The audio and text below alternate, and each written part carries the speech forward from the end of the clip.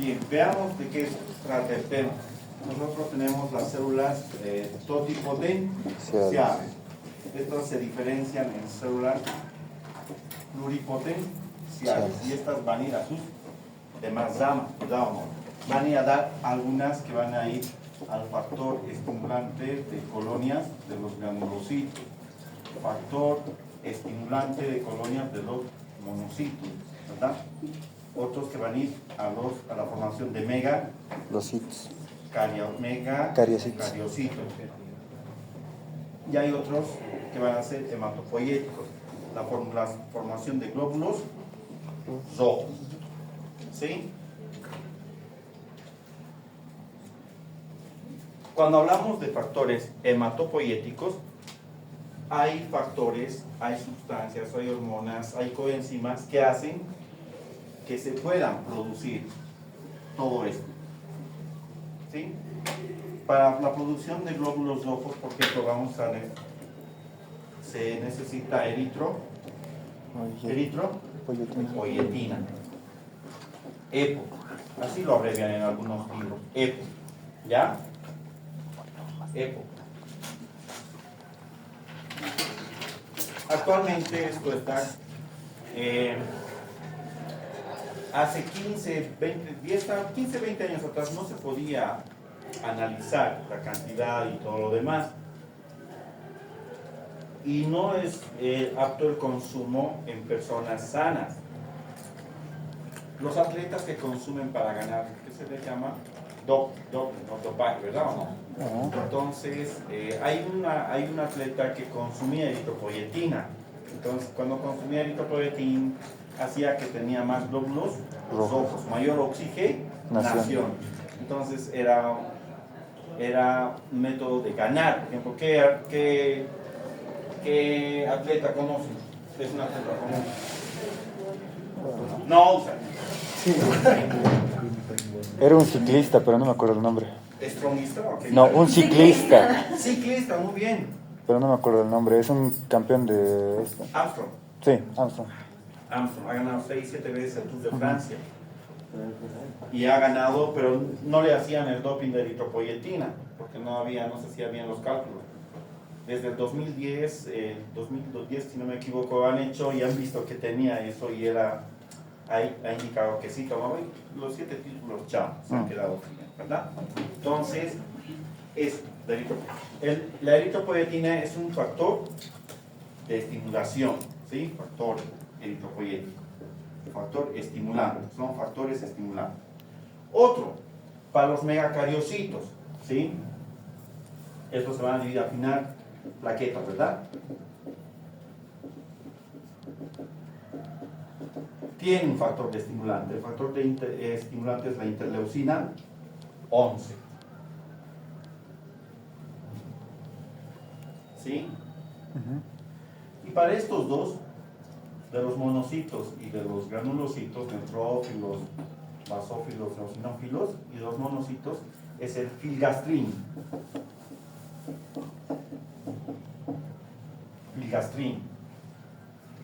Es el filgastrin. Entonces, 3 medicamentos hematopoyéticos, 3 medicamentos, son factores estimulantes para que puedan ir a producción de todos esas células. ¿Cuáles son? Eritropoyetina, filgastrin, el filgastrin, ¿sí? Y la interleucina 11. Tiene varios nombres comerciales. Estos son de uso especialmente a nivel de especialidad en hematología, ¿sí? Tienen usos especiales que no vamos a verlos nosotros muy a profundo, ¿sí? Y vamos a ir enumerando. Por ejemplo, la eritropoyetina, que sí se produce en el riñón, ¿sí? Sí se inyecta por vía intravenosa a aquellos pacientes especialmente que tienen insuficiencia renal crónica. ¿Sí? Una indicación de esto sí va a ser pacientes con insuficiencia renal crónica. ¿Cuáles son los parámetros de una insuficiencia renal crónica? ¿Cuáles son los parámetros de una insuficiencia renal crónica? No me recuerdo. Disminución de filtración glomerular, aumento de la urea, ¿Menor a aumento. cuánto? Claro. Ya puede ser. ¿Qué más? Aumento del acrea, aumento de potasio, urea, hidrógeno ureico sérico. Ya, ¿hay entendido? O en aquellos casos cuando la anemia es muy profusa y no puede controlarse con los antianémicos, que vamos a ver cuáles son los antianémicos: ácido fético, ácido fólico y cianotobalamina, o vitamina B2. En esos casos, ¿ya? La interleucina 11 también se utiliza cuando hay disminución de las plaquetas, que se llama Trombocitopenia. trombocitopenias, ¿ya? Y en estos casos el filgastrin, ya son más de uso de pacientes de especialidad. El problema es que estos medicamentos cuestan muy caro, cuestan caros y no se utilizan, ¿sí? No se utilizan. Van a averiguar el precio, ¿sí? ¿Te han anotado? ¿Te han anotado, verdad? Sí. Vamos a lo que nos interesa. Vamos a ver la anemia, las anemias. Las anemias pueden producirse en la mayoría de los casos por el déficit o la falta de síntesis de estos tres. Uno, el hierro. Segundo, ácido fólico. Y tercero, vitamina B2. La carencia de cualquiera de esas coenzimas o de este mineral, de este cofactor, nos va a dar una anemia. Cuando hay déficit o deficiencia de hierro en la ingesta, nos va a dar ¿qué tipo de anemia? Microcítica. Anemia Microcítica, hipocrómica. Vamos a diferenciar eso. ¿Tienen que diferenciar? Anemia microcítica hipocrómica. Lo que mide el valor corpuscular medio y la hemoglobina corpuscular media de los glóbulos rojos. ¿Sí? Bien. La disminución del ácido fólico nos va a dar ¿qué tipo de anemia? Anemia macrocítica. Macrocítica. También se llama anemia megaloblástica. Macrocítica o megaloblástica. Y el déficit de vitamina B12 también nos va a dar un tipo de anemia, que es la anemia ferropénica. La anemia ferropénica es esa. Disminución de hierro es anemia ferropénica. Peso, hierro. ¿Sí? Y lo mismo que esto, nos va a dar anemia macrocítica o megaloblástica. Hay otros tipos de anemia, por ejemplo, anemia falciforme. ¿A qué se debe la anemia falciforme? Anemia falciforme.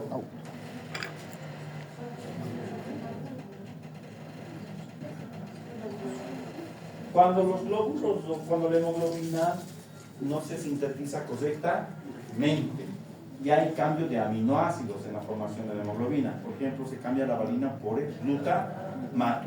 Y los glóbulos rojos son deformes y no tienen una vida que es de cuarto de 120. No cumplen su función como deberían. Es anemia falciforme, que no está tan implicado con esto, pero es un tipo de anemia. Y el otro tipo, anemia perniciosa. Ahora voy a preguntar allá atrás.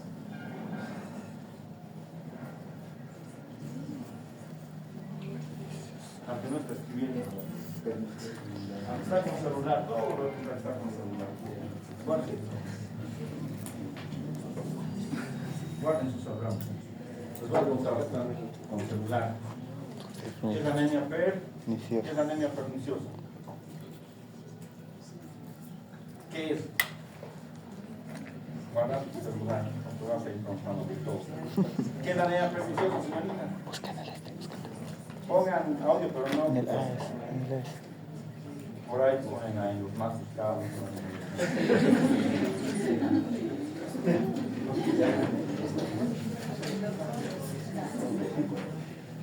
La anemia perniciosa se debe al déficit de Para que se absorba la vitamina B12 necesitamos de un factor. ¿Qué se llama ese factor? Factor intrínseco de Castro. Disminución del factor intrínseco de Castro. ¿Y si hay un factor intrínseco, cuál será el factor extrínseco?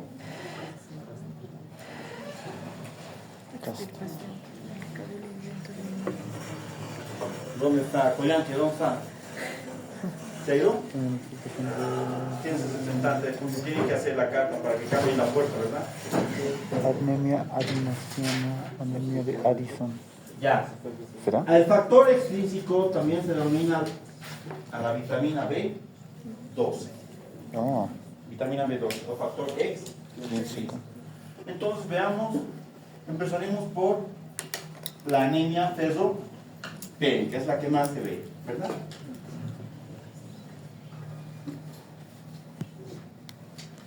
Normalmente nosotros necesitamos un gramo de hierro y el alimento es 1 miligramo. Normalmente de 10 a 15 miligramos día consumimos de hierro, consumimos y necesitamos 1, ¿sí? El resto se desecha. Ahora, ¿quiénes necesitan mayor cantidad de hierro en la dieta? ¿Qué? gestantes. Primeramente las mujeres. ¿Por qué? Con la menstruación tienen mayor cantidad de sangre. Después las mujeres en gestación. Los niños, ¿verdad? Por eso en el seguro hay el sulfato pesoso. Tanto para los niños hay en jarabe, ¿verdad o no? Porque necesitan ellos. ¿Ya? 1 gramo. Entonces, la forma de absorción es como fesoso. Fesoso. Así se absorbe a nivel intestinal, ¿sí? A nivel intestinal, ¿sí? Una vez que se absorbe como fesoso, hay una hormona que se llama heptacidina. Heptacidina. ¿Qué es la heptacidina? La heptacidina es una proteína que regula, ¿sí?, el transporte y utilización de hierro. Recientemente se ha hecho estudios en los últimos textos. La heptacidina, para que se absorba necesitamos heptacidina, para que se acumule el sulfato fesoso necesitamos heptacidina. Se absorbe la absorción es como sulfato fesoso, es la forma que se absorbe. Una vez que se transporta del intestino hacia la sangre, ¿sí?, se va a convertir en fésico. Sulfato fésico. La forma de transportarse del hierro es como fésico, por la sangre. ¿Quién lo transporta? Lo transporta la transfesina. La transfesina transporta, ¿sí? Y lo transporta a los lugares donde va a requerir hierro el organismo. ¿Cuáles son? A los que están filmando allá. Sería para grupo hemo, vaso, hígado. Ya, hígado, si no, la médula ósea. Ya, pero la que no está filmando respondía. La transfesina lo va a llevar a la médula ósea, al hígado, especialmente estos 2 lugares, ¿sí? En el hígado se va a dejar en depósito como fecitina, como fecitina, ¿sí?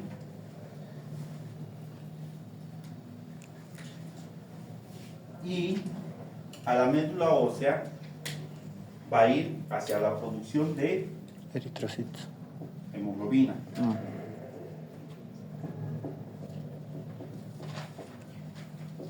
Para la producción también de eritrocitos. Que la hemoglobina, ¿qué tiene? Tiene hierro, ¿verdad? ¿Qué es lo que va a captar? Oxígeno en la eritropoiesis, en esos 2, ¿sí? Ahora, ese es el sistema que sigue el hierro, ¿sí? Una vez que se encuentra en la médula, ¿sí? Si es que hay déficit de hierro, entonces se va a producir lo que es la anemia Ferropénica. ferropénica, ¿sí? ¿Por qué es microcítica? ¿Por qué es microcítica? El valor normal, ¿cuánto es? Del volumen corpuscular medio de los glóbulos 80, 90. rojos. Hemos dicho de 80 a 100. O sea, el tamaño va a ser más pequeñito, por eso va a ser microcítica. Si es menor a 80 se va a llamar microcítica. ¿Sí? Y si es mayor a 100, macrocítica. Hipocrómica, ¿qué quiere decir? Que va a tener más o menos un aproximado de menor a 30 en la concentración de hemoglobina. Hipocrómica. Cuando es más oscuro, está bien, pero cuando es más pálido, no es muy oscuro el glóbulo rojo, se llama hipocrómica. Menor a 30, disminuye. Por eso, no hay cantidad de hierro, no se va a producir la hemoglobina y no se van a producir los glóbulos rojos adecuadamente. Entonces, ¿qué hacemos en este caso? En este caso, normalmente la anemia se da en muchas situaciones. ¿Cuáles serían?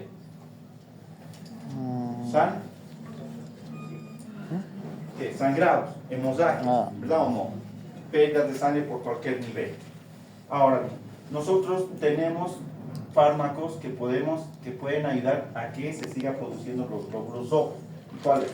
Tenemos por vía oral, que son el sulfato, el gluconato y el fumarato. Que sulfato, gluconato y fumarato, que a esto le adherimos aquel nombre, sulfato Roso. ¿qué es? Gluconato. Gluconato Roso. Fumarato ferroso. Y fumarato ferroso. ¿Por qué ferroso? Porque es la vía como se van a absorber. ¿Sí? Entonces, nosotros tenemos que darle esto a las personas. ¿Sí? De todos ellos, ¿cuál es el que más conocen? Sulfato. El sulfato ferroso. El sulfato ferroso viene de 200 miligramos. ¿Sí? Puede darse 2 veces hasta 4 veces al día. ¿Sí? ¿Alguna vez han probado sulfato ferroso? ¿Han probado? ¿Cómo se sabe? ¿Qué es? Pero no es tan agradable, ¿verdad o no?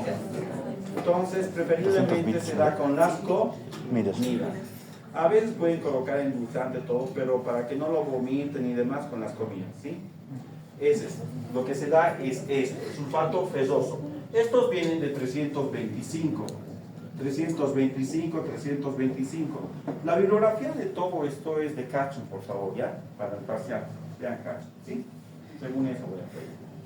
¿Han entendido? Ya. Miligramos. Bien. Ya saben, ¿por cuánto tiempo se da? 3 meses, 4 hasta 6 meses.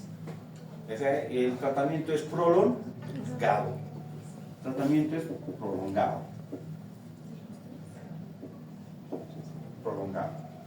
¿Cuáles son los efectos adversos que uno puede llegar a tener, por ejemplo, por el consumo de hierro, de sulfato ferroso? Primero, las directas, náuseas, vómitos, diarreas, malestar general. ¿Sí? ¿Qué más? Heces oscuras. ¿Sí? Y después vamos a ver otros que cuando toman demasiado sulfato ferroso pueden llegar, y los niños especialmente, no hay que dejar los frascos al alcance, pueden tomárselo, pueden tener una intoxicación. En la intoxicación pueden llegar a una hemocromatosis, que es el acúmulo de hierro en varios órganos: hígado, riñón, páncreas, hemocromatosis. ¿Sí? Pero cuando hay una intoxicación con sulfato ferroso, ¿qué podemos hacer? Hay un antídoto, un quelante que agarra el hierro. ¿Qué se llama eso? Deferoxamina. Efectos adversos: uno, ¿Deferoxamina? El otro hemos dicho hemocromatosis. En la intoxicación que tenemos que dar deferosamina. Es un antídoto. Este es un quelante. ¿Sí? Es lo mejorcito que bien. La excreción es por vía intestinal. Listo. Eso en relación al hierro. Ahora, si el paciente no puede consumir, por ejemplo, hierro por vía oral, tenemos que dar hierro por vía parenteral. Y el que tenemos es el hierro dextra. Hay varias formas comerciales, pero el que más se utiliza, porque lo demás ni debe convenir, es el hierro dextra. ¿Sí? Hierro dextra. Esto se da por vía endovenoso por kilogramo peso. El problema es que esto no van a ver mucho, que no se da mucho en ningún hospital. ¿Por qué? Por los efectos adversos. Cuando tú introduces hierro dextra por vía endovenosa, tienes más posibilidades de producir efectos adversos o reacciones adversas. Las reacciones adversas que más se pueden dar cuando administras es la anafilaxis o la alergia. ¿Hay entendido? Alergia. Anafilaxia. La alergia es más leve que la anafilaxia. Pero cuando le introduces en bastante cantidad, el problema es este más hierro. ¿Sí? Bien. Pasaremos al ácido, a la vitamina B12. Ya. Después vamos a ver el ácido fólico. La vitamina B12, cianocobalamina o hidroxicobalamina,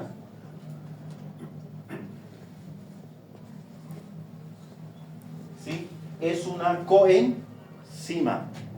Cuando hablamos de coenzima, ¿qué quiere decir? Que actúa a nivel del metabolismo bioquímico, ¿sí? ya sea interviniendo en el transporte o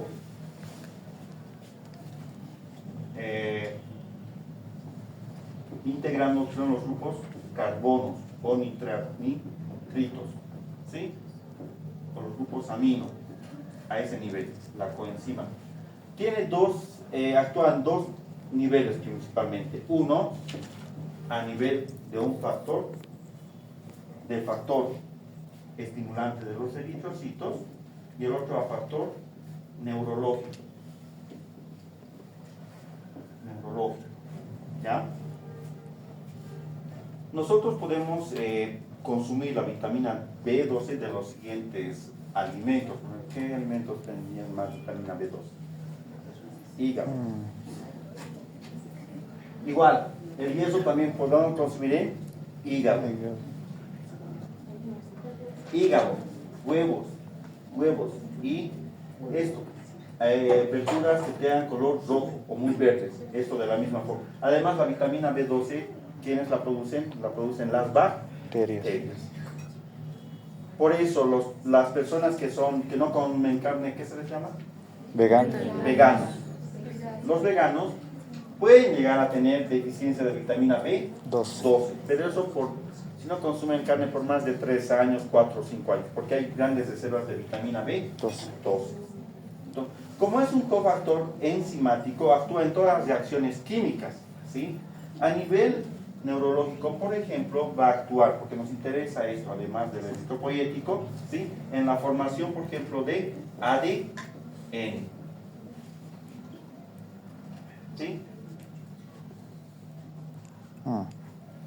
Y en la misma reacción metabólica va a actuar a nivel de la eritropoiesis, ¿sí? En el intercambio de carbono. La vitamina B12 se absorbe a nivel gástrico, y para su absorción necesita ¿qué? Ya les he dicho. La vitamina B12 para absorberse necesita el factor intrínseco de Castro. Factor intrínseco de Castro. Las personas que tengan, por ejemplo, alguna alteración a nivel del estómago, la más principal se llama atrofia gástrica. Cuando hay atrofia gástrica, ¿sí?, no se va a producir factor intrínseco de Castel. El factor intrínseco de Castel se produce ¿en qué células? ¿Qué están con células? Entre las cromafinas, ¿no? ¿En qué células? ¿En qué células? ¿Dónde se producen las células en el ácido clorhídrico? Las mismas células producen factor intrínseco de Castel. Entonces, una persona puede tener anemia perniciosa si tiene atrofia gástrica o no tiene estómago. Le han hecho una Pidro 2 o no. Por ejemplo, los que quieren disminuir de peso, se les hace esas cirugías, ¿verdad? Ya. Entonces, cuando no se produce factor intrínseco de Castel, va a haber anemia perniciosa. Ahora, si no hay factor intrínseco de Castel, no se va a absorber la vitamina B12. Y como la vitamina B12, por ejemplo, es una coenzima que interviene a nivel del grupo dador de carbono, transfiere carbonos, como ustedes quieren, a nivel bioquímico, va a actuar a nivel de la eritropoiesis y a nivel neurológico, en la formación también de ADN, en el ácido tetrahidrofólico, conjuntamente con el ácido fólico. ¿Sí? Cuando no ocurre eso, entonces va a haber anemia. Pero lo más importante, va a haber alteraciones neurológicas.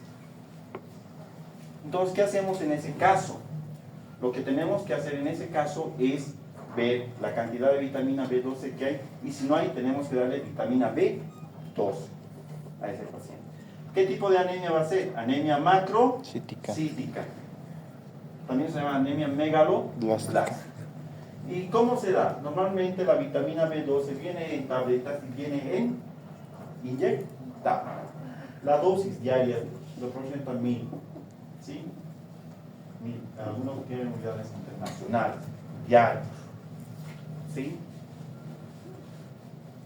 Vitamina B2.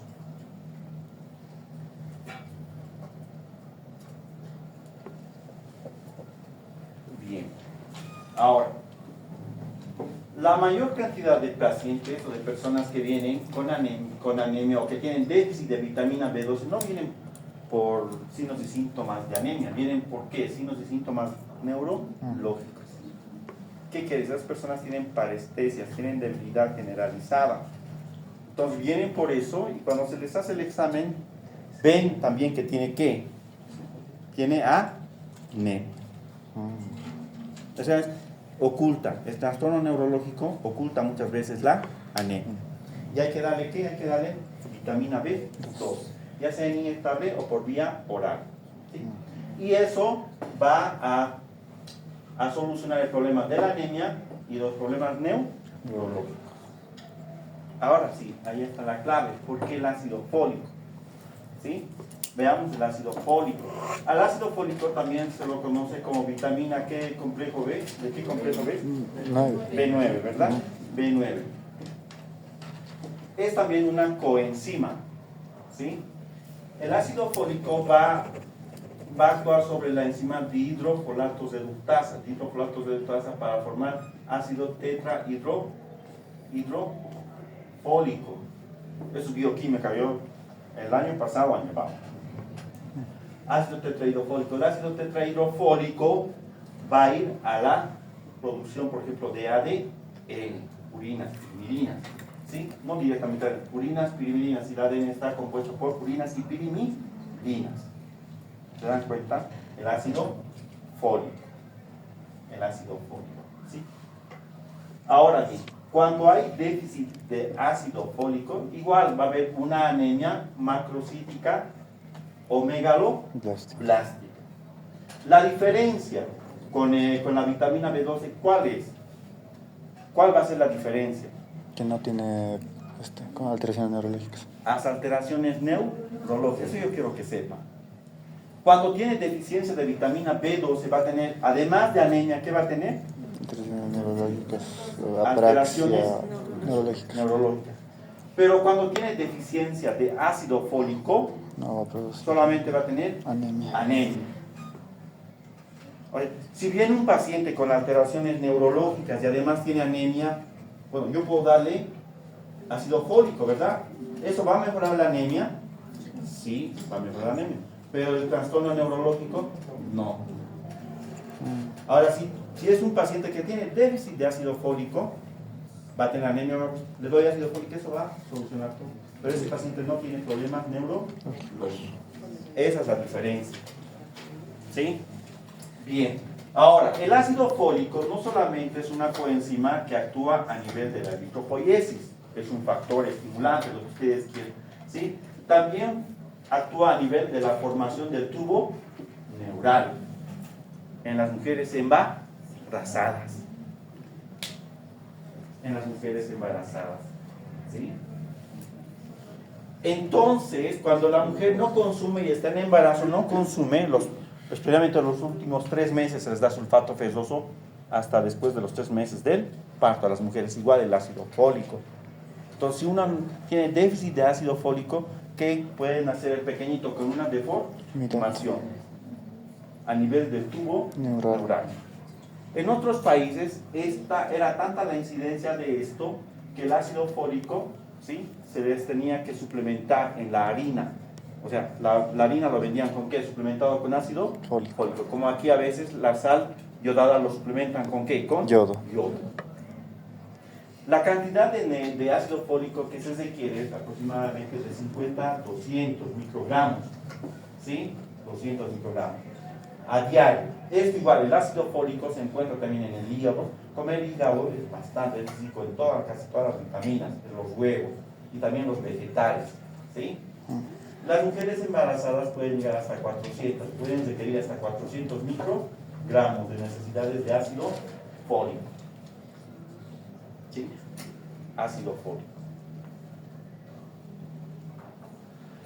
Los efectos adversos del consumo de ácido fólico y vitamina B2 no son muy amplios, no son tampoco muchos. ¿Por qué? Porque son vitaminas. Pero hay que tener cuidado. ¿Sí? ¿Qué más? Para hacer la diferenciación en que la anemia es por ácido fólico o por vitamina B12, primero está la clínica. Y si no pueden, tienen que hacer un estudio que se llama homocisteína. La homocisteína. Eso es más bioquímico. ¿Ya? Cuando la homocisteína está muy alta, es déficit de vitamina B12, la anemia, la homocisteína. O sea, la vitamina B12 actúa en la homocisteína, convierte la homocisteína en metionina.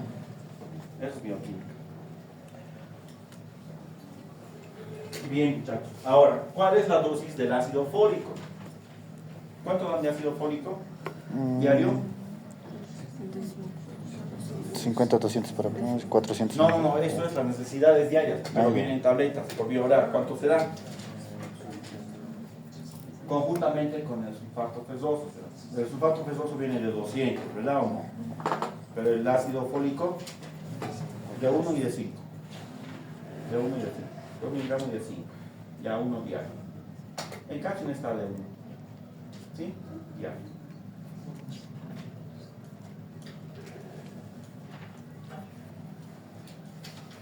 Y para ver si está bien o no, está funcionando, siempre tiene que ser hematocrito globina. ¿Sí? El hematocrito, la hemoglobina normal es de, en las mujeres, 12 a 14 más 2. 14 más menos 2, ¿verdad? Esos los parámetros hay que verlos porque es diferente en el llano, diferente a nivel de la altura. Pero en los que vivimos en altura siempre es más. Pero es anemia cuando es menor a 12 en todo lado. ¿Sí? Anemia. ¿Listo? ¿Alguna pregunta? Esto sería todo. Listo. Vámonos.